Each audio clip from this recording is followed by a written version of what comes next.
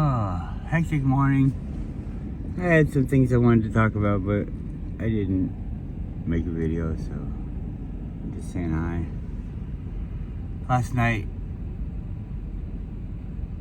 the neighbor at my mom's house was stuck.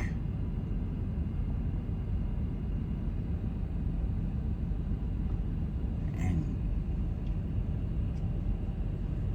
nobody was helping him, so I was like, oh, I didn't want to help him either, but I did. And I'm glad I did. It's not fun while you're doing it, but it's fun to look back on it and say, yeah, I helped him.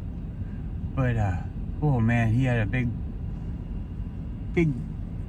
Chevrolet SUV, like a Traverse or something, or maybe it's a GMC, I don't know. But man, that thing was a lump, and it dug holes in the snow. I mean, because we live in a place where the people are like slumlords. They don't upkeep any more than the bare minimum, and I don't even think they do the bare minimum. But anyways, him and I worked together for like an hour to get it out, pushing the car. And I have these traction boards that you see on the internet a lot, and we got them because when we got stuck out at the glacier last year, we called the guy, and it was going to be $500 for a recovery, and it was just stuck in the snow. And I'm thinking to myself, well, if he can drive in the snow, I can drive in the snow. So this recovery is kind of bullshit. But anyways, we got out, and then we still ended up paying him for his time by our own decision. He didn't like force it or anything like that. We just wanted to because he was such a nice guy, and it was possibly a life-threatening situation. Anyways,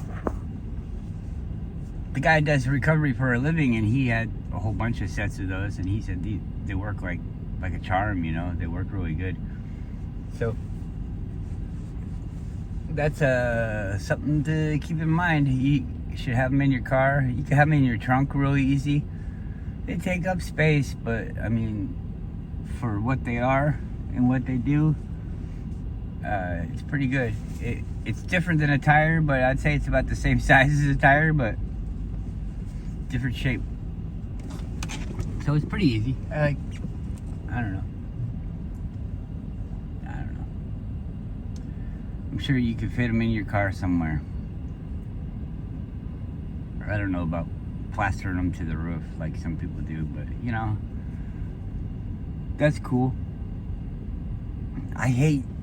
You see, all the gear has to be somewhere where you can use it when you need it. When you need it, it's not gonna be clean and easy to hit the buttons and do the switches and this and then that. All these little hinges and mechanisms and things to get packed in with mud. Oh man, I don't know. You gotta really think ahead before you start putting stuff on the outside of your car, I think, because it's gonna get destroyed or at least unusable. You pinned up against a tree or something like that, and you can't get your jack off. Your jack off. You are a jack off. You might as well jack off because you ain't getting your jack off. What? I'm confused. That sentence makes me want to cry. Is that a mud flood building right there? I don't know. Pretty boring looking. Might be. They had to make it unrecognizable. That's what I'll say, and you guys will be like, oh, look at this factory. This factory, they used to make electricity there. No, actually, they used to make paint there. Paint. Lead paint. We all used to eat the chips. Lead chips.